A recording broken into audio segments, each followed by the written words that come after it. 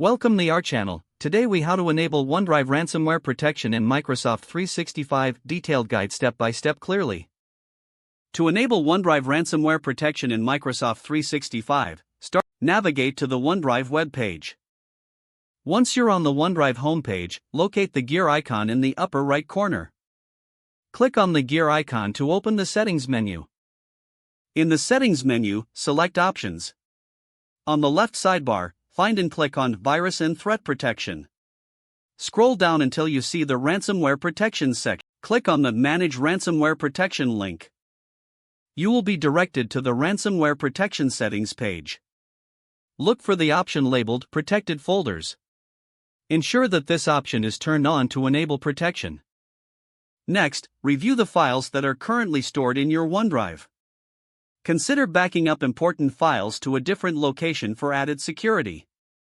If you have important files, select them and click on Download to keep a local copy.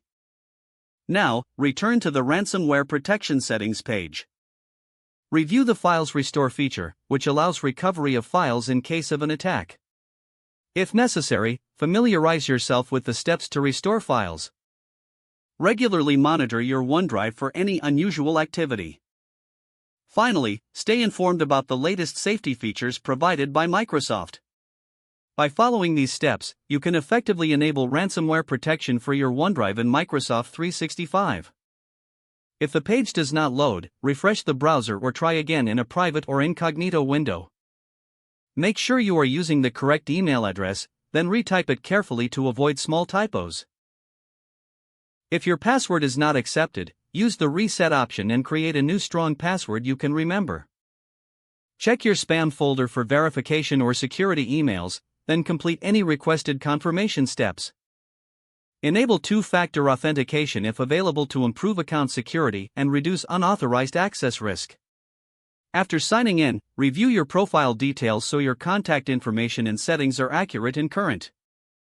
If you see an error message, note it down and try again after restarting your device and internet connection. Log out when you finish, especially on shared devices, to keep your account and payment information secure. If the page does not load, refresh the browser or try again in a private or incognito window. Make sure you are using the correct email address, then retype it carefully to avoid small typos. If your password is not accepted, use the reset option and create a new strong password you can remember. Don't forget to like this video and subscribe to our channel for more step-by-step tech guides.